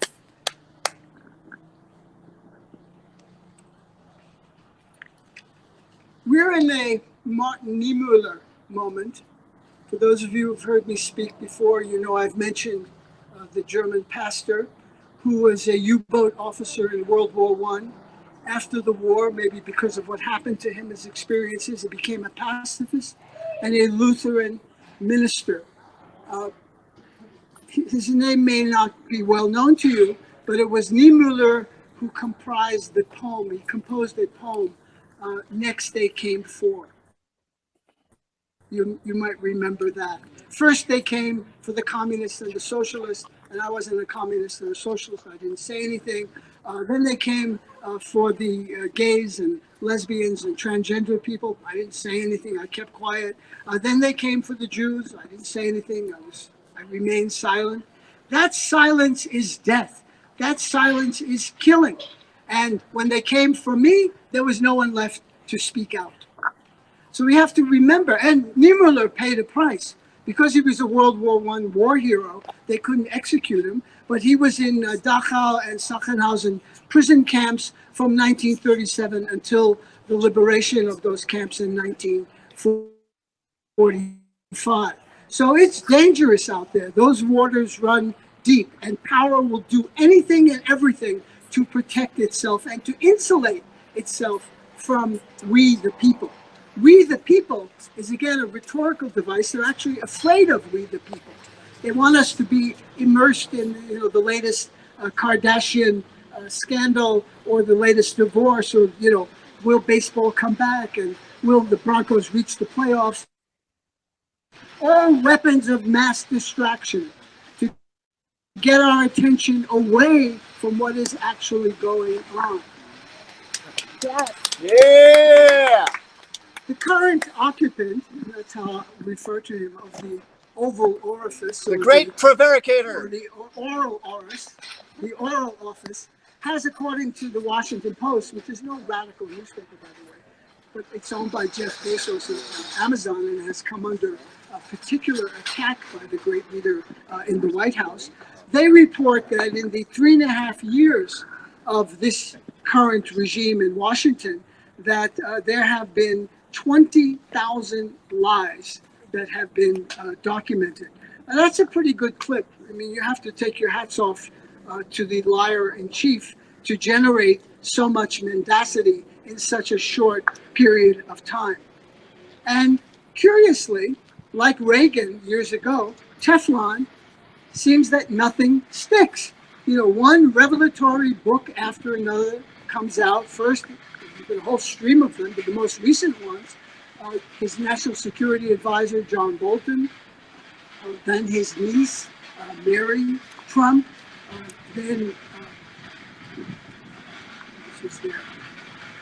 Bob Woodward, of course, is out right now. His personal attorney, Michael Cohen, book after book. But to those who worship the great prevaricator in Washington, it doesn't seem to rise to any great moment, because they have been thoroughly indoctrinated with the propaganda of Breitbart News, of InfoWars, of QAnon, of Red State, of Max State, all of these right-wing media outlets, and how could I forget the I illustrious consider MSNBC a right-wing media outlet. Fox,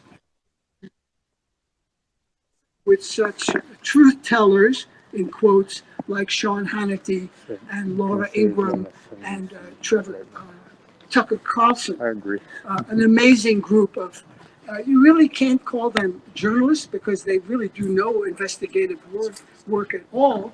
They are mouthpieces for the current regime in Washington. But even with all of this negative publicity generated by all of these books and all of these revelations, it doesn't seem to matter. And according to Joseph Goebbels, who was Hitler's brilliant propaganda minister, he said, even when the Nazis were being criticized in the 1920s and early 1930s, when it was still possible to criticize them, he said it doesn't matter. The main thing is they're talking about us. We have their attention. And you see how the corporate media obsequiously lead story after story with what the president said today. What was the comment of the day? What happened at the press conference? Instead of doing an end run around that propaganda, they repeat. They're giving airtime to the prevaricator in chief. And that produces this enormous amount of disinformation and dysfunction, and I dare say despair. So how did, going back into history, because history informs the present, how did a small party around a man in Germany in the 1920s seize power in one of the most sophisticated and advanced countries on earth in that period? Talking about, of course, Germany and Adolf Hitler. Germany was no backwater. It was at the center of the arts, education, scholarship, science. 75% of all scientific papers written in the 1920s were in German, not in English. There were writers like Thomas Mann, filmmakers like Fritz Lang, painters like Paul Klee, poets like Bertolt Brecht, composers like Kurt Weill, and architects like Walter Gropius. Post-war scholar and brilliant writer Hannah Arendt. She wrote a book called Origins of Totalitarianism. The chapter on propaganda is most edifying, and if you read any part of that big book, just read that chapter on propaganda and the origins of the totalitarian autocratic mindset. Why the constant blatant lying, she asked. She recognized the function of an avalanche of lies to render a population powerless to resist. The phenomena that we now call gaslighting, just wave after wave of lies, of half-truths, of quarter-truths, flooding the landscape, indoctrinating people. And the essential conviction shared, and this is what Arendt writes, is that the Führer, in this case Adolf Hitler, is always right. Well, you could also substitute, the great leader in Washington today. To his followers, he is always right. In an ever-changing, incomprehensible world, the masses had reached the point, this is Arendt again, in an ever-changing, incomprehensible world, the masses had reached the point where they would, at the same time, believe everything and nothing, think that everything was possible and that nothing was true. Mass propaganda discovered that its audience was ready at all times to believe the worst, no matter how absurd, and did not particularly object to being deceived because it held every statement to be a lie anyhow. The totalitarian mass leaders based their propaganda on the correct psychological assumption that under such conditions, one could make people believe the most fantastic statements one day and trust that the next day they will have forgotten them. So you see the kind of lies that are being promulgated in social media, leading to very bad outcomes, and the most infamous one being the Pizzagate incident, where someone picked up a gun in North Carolina and drove to Washington, D.C.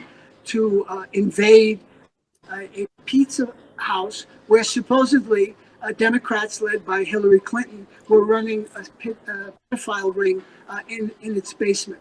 Fortunately, no one was killed, but there have been deaths now in recent times around people who subscribe to these outrageous ideas that Zuckerberg, and Facebook, and Snapchat, and Google, and the other mass social media are allowing to propagate now and to promote. This raises a very important issue of freedom of the press. Do they have a right to speak?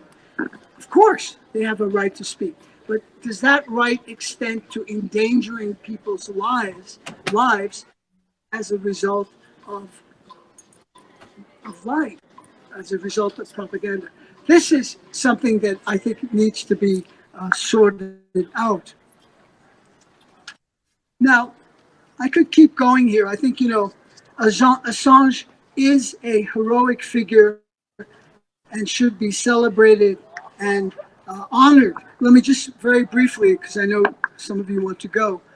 The WikiLeaks diplomatic cables revealed a massive trove of documentation on U.S. relations, particularly in the Middle East, which has been an obsession for Washington policymakers since the end of World War II, with its unholy alliances with holy regimes like Saudi Arabia and the Emirates and Kuwait and the other Arab dictatorships, and the Shah of Iran, of course, who was not an Arab, and dictatorships in Turkey and neighboring Pakistan as well. The cables that were released by WikiLeaks show an understanding of how U.S. national security state manages its interests in the Middle East. In particularly, they shed light on how the United States accommodated the interests of Israel. Now, I know as soon as you hear the word Israel, hackles go up and people get extremely defensive, and it is very difficult in this country, given the propaganda, to have an honest discussion about U.S.-Israeli relations. People are slandered, called anti-Semites. Sorry about that. They're called anti-Semites, etc. But the Israel factor pervades the formulation and implementation of U.S. Middle East policy. U.S. support for the continuation of Israeli military dominance in the Middle East is the primary nexus between that domestic interest group, the Israeli lobby, which is so powerful, and U.S. diplomacy. And we just saw a spectacle a few days ago of retro regimes, Arab regimes like Bahrain and the United Arab Emirates, signing an agreement with Israel. And in return, they will be amply rewarded by the military-industrial complex, which is very happy to sell them F-35s. Thank you very, very much. It's always been about power and the exerting power in the Middle East at the expense of the Palestinians and other groups in the region who have been marginalized and shunted aside. This is one of the dramatic features of U.S. foreign policy that is barely talked about in any honest way in any of the media in the United States, particularly the corporate media. So I think we need action, we need engagement. This is no time for despair or depression. The great Eduardo Galeano of Uruguay used to say, save despair and depression for better times when we're winning.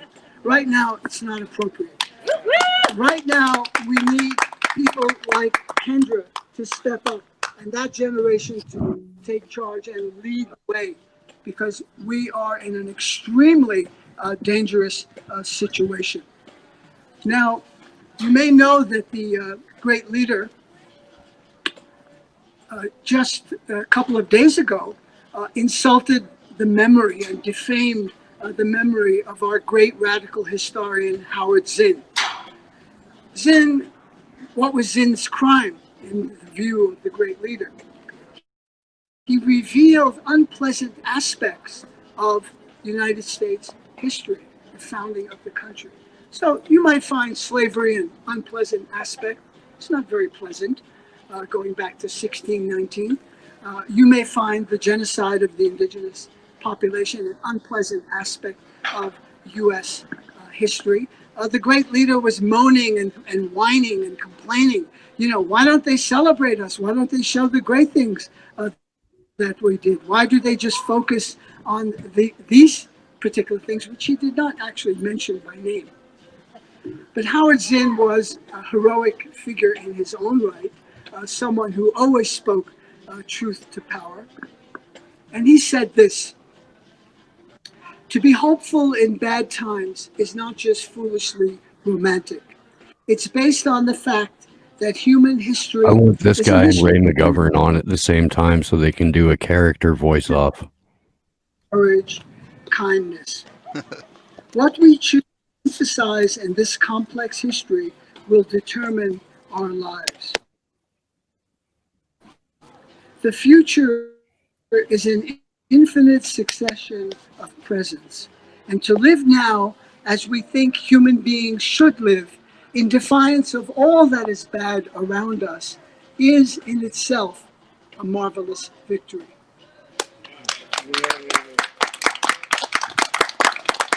I was in Porto Alegre, Brazil, in 2003 when Arundhati Roy gave these comments. Our strategy, I should preface that by telling you that Roy herself is under enormous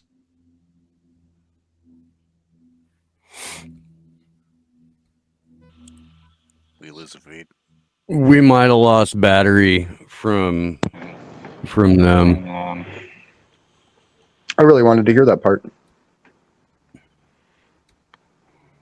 But in case it does not come back, I want to thank the Action to Free Assange Denver crew, with Kendra and Genti and all the rest of them out there for putting this on today for us and then hooking up with us at this time so we can live stream. I really appreciate that, because this is being able to bring actual like live streams and events of what's going on, I think is really fun.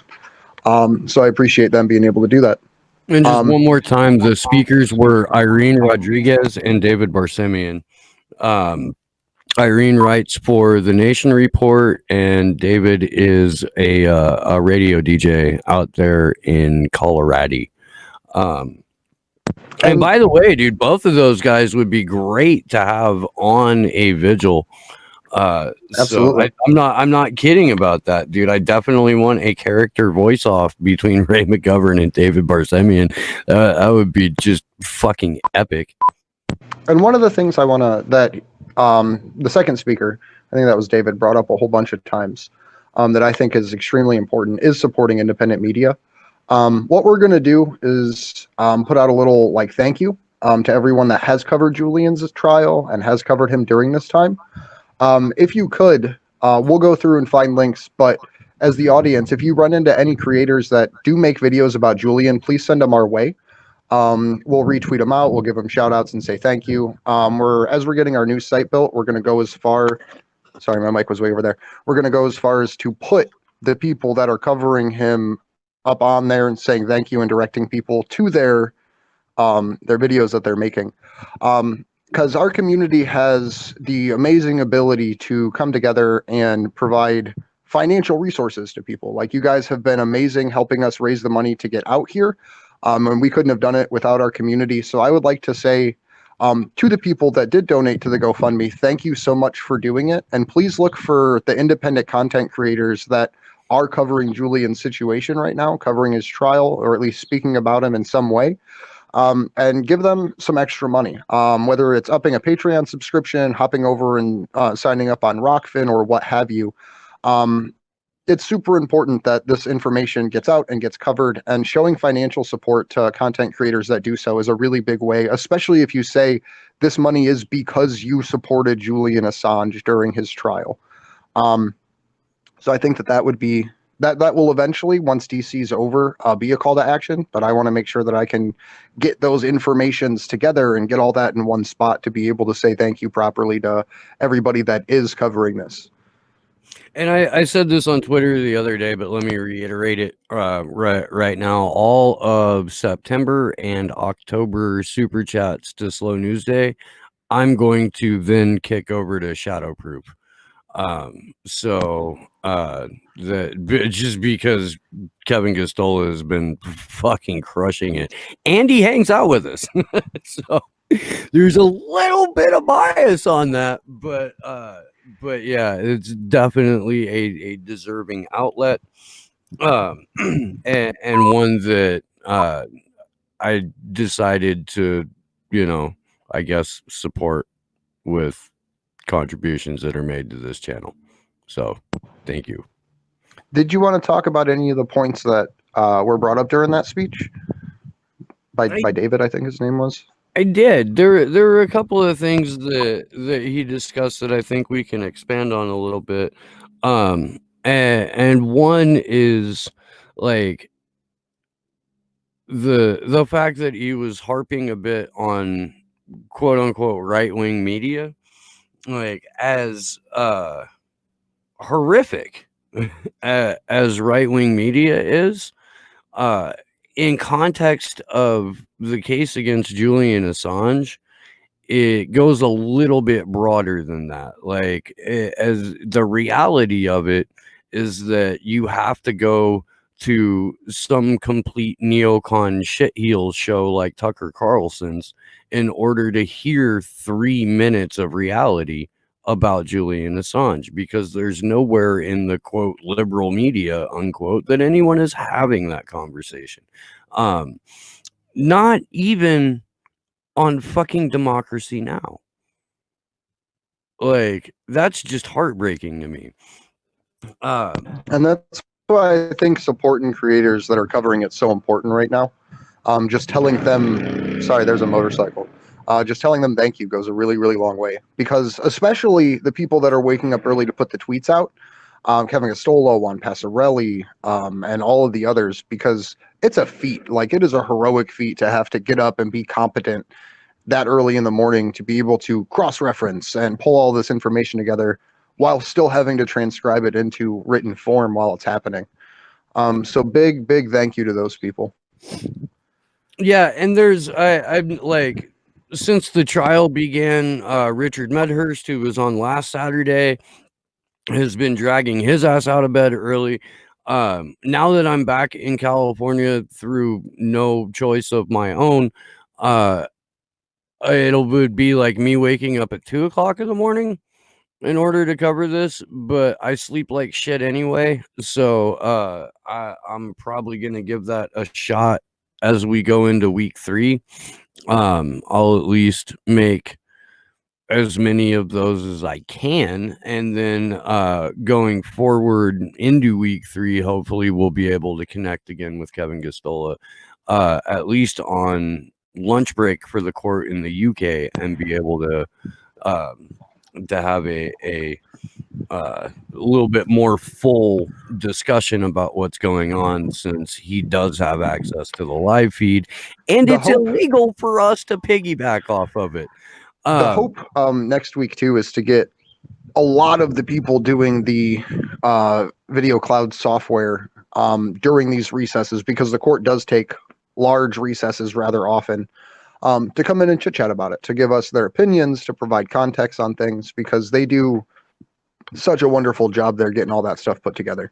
So we're going to try to get Mohammed Almazi, Juan Passarelli, and all these other people that will be up at a computer screen at that time on with us, because I think that would be cool to be able to let them talk about what they heard, because that's one of the things that not having an open media gallery, one of the issues that it creates, at least in my super unprofessional, never been in a media gallery for court reporting opinion, is they can't share back and forth, to where during the February proceedings, there was a lot of times where we had like Mohammed on or somebody, and they would talk about how they would write something down, they would talk about it on breaks and be able to give each other more context, because maybe one person had written something and while they were writing, the judge said something else that another person wrote down. So I'm really hoping that we can kind of facilitate that sort of cross conversation that would happen naturally at court, because I think that getting journalists together as it's happening to discuss it is also super important. So I really look forward to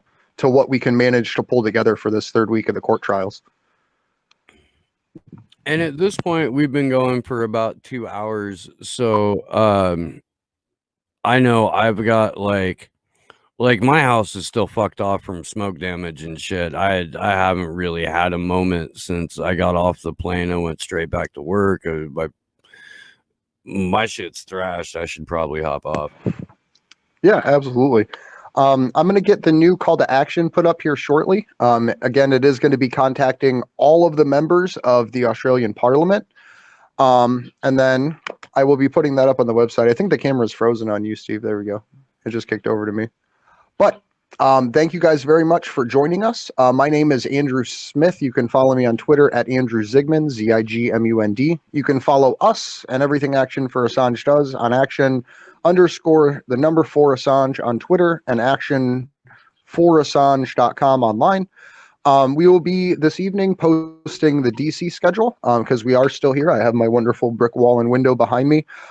We are going for another week of actions throughout this city. So we look forward to getting that posted soon because we are constantly changing and evolving them based on the experiences that we've had here throughout the last couple of weeks. Yeah, activism is basically like it's very similar to going through the process of like writing and shooting a movie. There's the thing that you write beforehand, and then there's the thing that happens during the course of it, and then there's the finished product. It's great to have a schedule, but it's really, really hard to keep to that schedule once you realize what the conditions on the ground are. Having said that, my name's Steve Poikinen. I host a show called Slow News Day. If you're looking for it on YouTube, you type in Slow News Day Podcast into the search bar. I am on Rockfin and D Live. I will be joined tomorrow by the incomparable Elizabeth Voss. Looking forward to that conversation as always. Huge thanks to Andre and to Sleepy Josh on the ones and twos, to Kendra Christian for organizing a great event in Denver and allowing us to live stream it.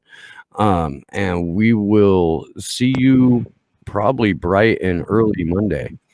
Good luck. Real quick before I just said the thing. You can't make another statement after I say the thing. Like, well, I interrupted the thing. It's how it fucking got. It's how it goes. So we had a couple questions that I just want to. Smith. Sorry, we had a couple questions in chat that I wanted to address real quick. What day are we at for Julian's trial? Yesterday was the conclusion of the second week of the second phase of Julian's trial. It was supposed to be day 10, but because of court delays and all of that, it was the 9th day. It was the 8th day of actual proceedings, though. So we have. I don't want to give the count now, but we've lost about 3 or 4 days of proceedings due to technical issues, which is why we have that call to action up. Another question we had was, what is the latest update on his case? Is there still a COVID bind up? No, there is not. For the latest updates, go over to Shadowproof on YouTube. If you're watching us on YouTube right now, they put out all the live court updates. The last thing that happened really was the U.S. prosecution failing miserably.